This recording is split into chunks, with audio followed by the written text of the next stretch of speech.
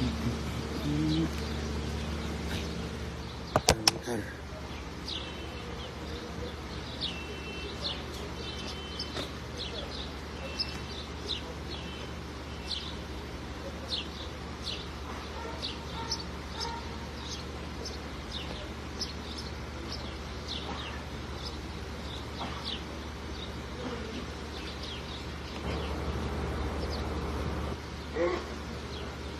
Bentar ya, kita lagi. Iya. Ini dia ada di tembok. Oke. Nah, ini kita ada di tembok Yerusalem sekarang.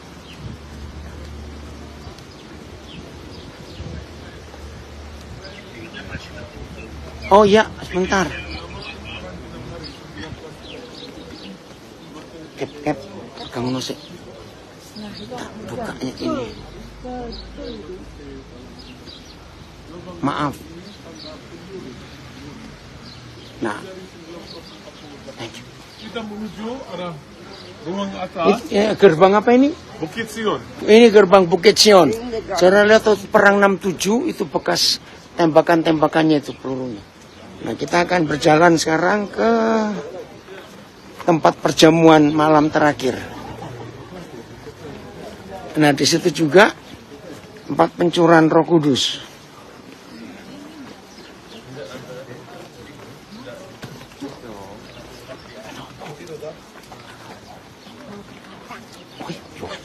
Sudah ada, Bu. Bisa di situ dia. Ya, ini tembok Yerusalem. Nah, ini sekarang kita masuk satu daerah namanya Kota Daud, City of David. Nah.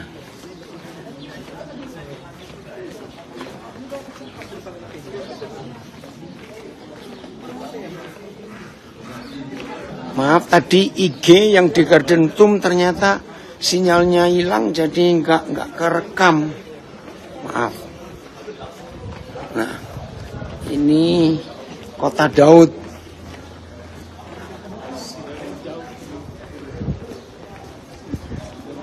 Tuh, orang Yahudi, yang anak laki pakai kipa, tutup. Iya. Terus itu lihat tali yang panjang-panjang di badan mereka. Lalu kalau laki nggak boleh dicukur jambangnya jadi panjang begitu. Ini Kota Daud. Kenapa? Tali-tali namanya sit-sit gitu kok, kalau nggak salah. Ya nggak tahu talit itu. Oh, berhenti dulu. Ini orang-orang Yahudi ini mereka. Nah, Ada tulisan Room of the Last. Supper. Ada tulisan di sana. Ya. Room of the Last Supper. Nah, ini diperkirakan ruang perjamuan terakhir.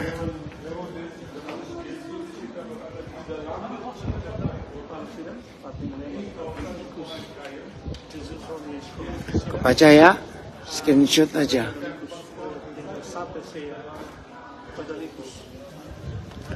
Dan pilihannya Bapak Ibu bahwa ini salah satu murid Yesus atau kenalan Yesus.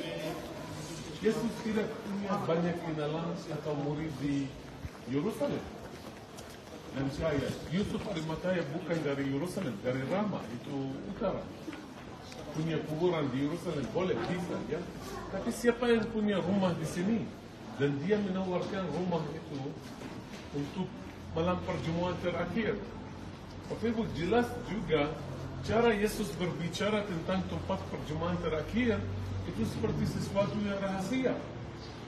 Dia hanya kasih tahu dua murid. Ya. Dan siapakah dua murid itu? Petrus dan Yohanes dengan pesan ini. Kamu masuklah kota. Kamu akan bertemu dengan orang laki yang membawa tindi diisi air. Ikutilah dia ke rumah di mana dia membawa kamu. Tanya tuan rumah di mana guru akan merayakan malam Paskah bersama muridnya. Tuan rumah akan menunjukkan sebuah ruangan atas loteng. Bapak Ibu, ini jelas sesuatu yang kode. Kode. Kode. Kenapa Yesus tidak kasih tahu langsung alamatnya? Ya? Ada apa di sini menurut Anda? Kenapa Bapak Ibu? Pertama, Yesus tidak mau keluarga ini temannya punya masalah sama otoritas. Yang kedua, Yesus takut Yudas tahu jauh hari dan lebih gampang mengkhianati Yesus di sini. Getsemani itu di tempat di mana bisa melarikan diri arah padang gurun. Makanya Bapak Ibu, itu sebabnya itu berbunyi kode. Masuklah kota pertemuan. Dan hanya dua, Petrus dan Yohanes. Sekarang kelihatan rumah itu besar, meliputi bagian dari gereja ini. Apakah ada sesuatu yang tradisi ini sangat mengerikan terjadi? Ada tradisi di sini bahwa Maria, nama gereja ini Maria tidur. Maksud tidur, Maria mati. Ada apa di sini? Bapak Ibu, menurut tradisi tentang Maria, Maria terakhir ada di ruang juga atas waktu curahan Roh Kudus. Peristiwa yang kedua di ruang atas, ya, curahan Roh Kudus. Setelah itu, karena Yesus waktu dia disalib, dia kasih tahu Yohanes, ini ibumu, dan dia kasih tahu Maria, ini anakmu. Maksud di dalam kebudayaan kami, please Yohanes, peduli ibu. Dan kepada ibunya jangan malu, karena di kebudayaan timur wanita tidak mungkin pergi sama orang asing. Makanya orang yang tidak kenalan atau orang bukan sanak keluarga. Kata ini artinya, kata Maria jangan malu, Yohanes seperti anakmu. Setelah Yesus naik ke surga, Yohanes membawa Maria sampai, sering Pak Paulus pergi ke sana, Turki, Efesus. Di sana ada rumah Yohanes dan Maria. Kemudian Yohanes ditangkap, dibawa ke pulau Patmos. Bagaimana tentang Maria? Menurut tradisi lokal di sini, Maria kembali dan ini masuk akal. Dan kelihatan Bapak Ibu, murid yang sama, yang kasih ruang atas, yang punya rumah di sini, dia yang menghormati Maria sampai dia meninggal di sini. Ya. Ada tradisi dia meninggal di sini. Maria Ibu Yesus. Mati di sini? Di dalam gereja itu. Ya. Dulu itu satu rumah. Kelihatan dia meninggal di satu ruang di rumah keluarga yang kaya ini. Siapa yang punya rumah ini? Arimatea. Yusuf Arimatea.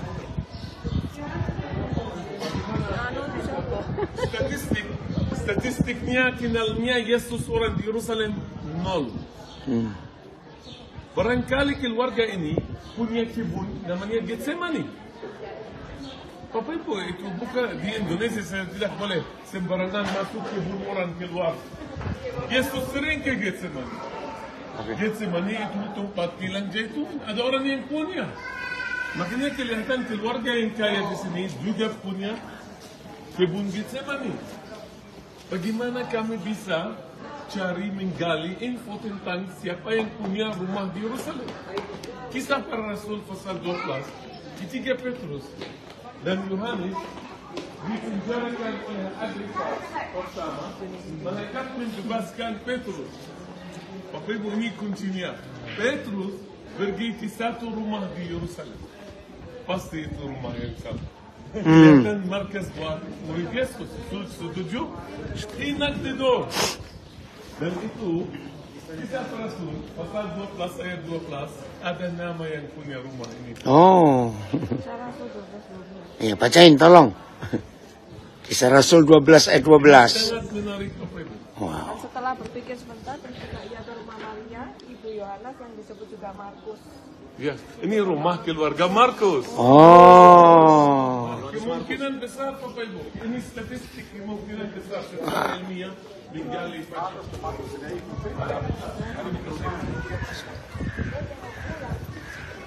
Kisah Rasul 12 ayat 12. Hebatnya Alkitab terus menjawab, saling menjawab satu dengan yang lain.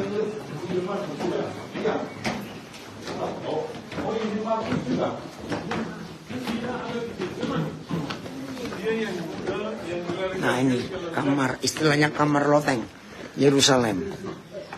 kamar loteng Yerusalem juga.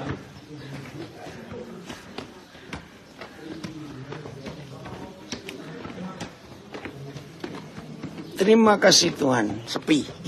Biasanya rame di sini. Iya betul lah Bunda. Shabbat Shalom. Nah itu, kelari Sabat, kita salam pada orang Yahudi, Shabbat Shalom.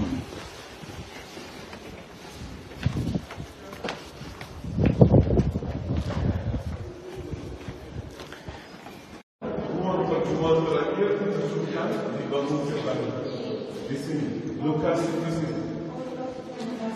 Ya, tapi mungkin apa? Kalau siapa masuk di sini begitu lihat lingkungan di dalam tempat, ini baru mulai dipakai apa 12. Ini yang kenapa bisa dilakukan. Ya, masih ingat yang bulat Romawi. Kalau ini yang tajam, gotik. Jadi ini pernah jadi masjid. Tangan sinyalnya jelek.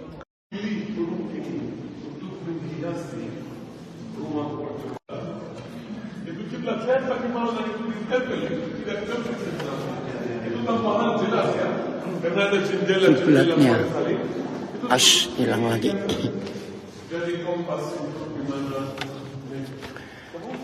Maaf, nggak bisa di dalam ya, sinyalnya jelek.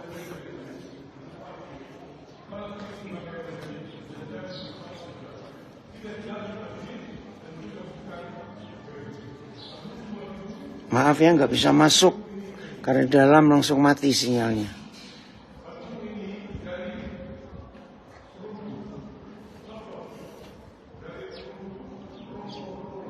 Ini tempat pencurahan Roh Kudus. Iya, akhirnya diperkirakan di sini juga, betul. Sayang ya, nggak bisa di dalam. Itu dibuat gereja ya, Pak. Enggak, ini sekarang kosong, nggak dipakai. Karena pernah jadi masjid juga, jadi nggak dipakai. Ini daerah Yerusalem. Sayangnya di dalam ruangan terlalu tebal kali dindingnya. Nah, ini. Iya, tempat. Bangunannya masih bangunan lama sekali ini. Ya, jadi nggak ada sepeda, nggak ada motor, nggak ada mobil. Karena batu-batu semua begini.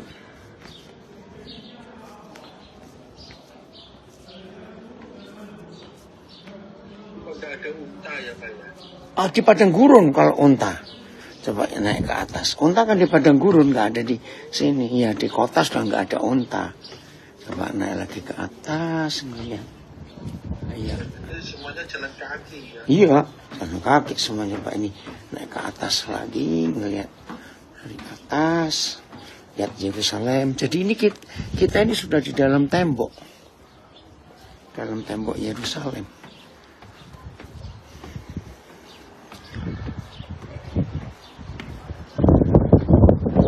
Nah itu masalahnya.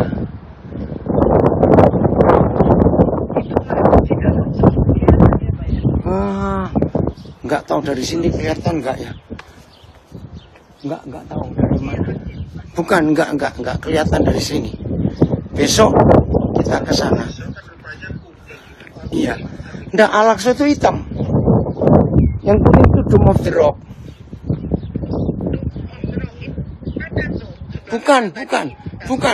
Bukan. Masih jauh dari sini. Itu Yerusalem.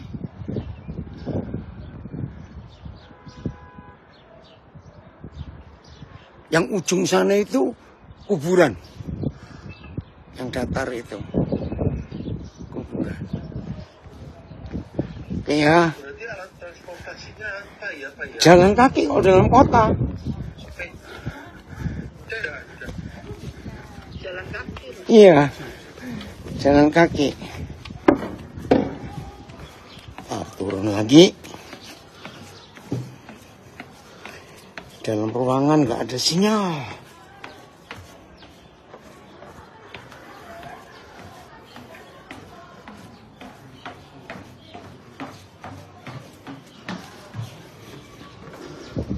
Nanti kalau sama Pak Yosef ke sana naik drone. Gendong.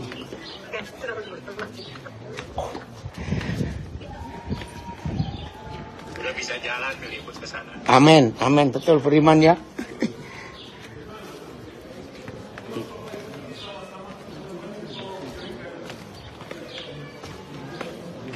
Kita mau ke diperkirakan makam Raja Daud. Diperkirakan. Dan ini tempat suci buat orang Yahudi.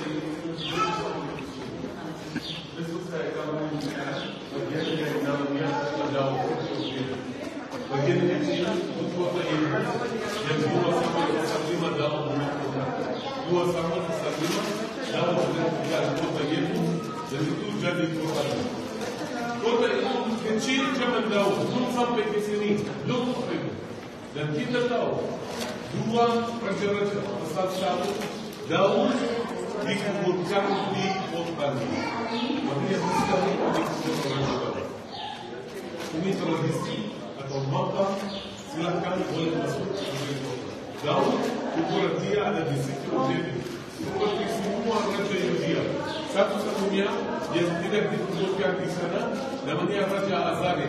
Kenapa tidak dikuburkan di sana? Karena dia adalah orang kusta. Berbicara dari bawah. Kenapa? Kenapa kusta?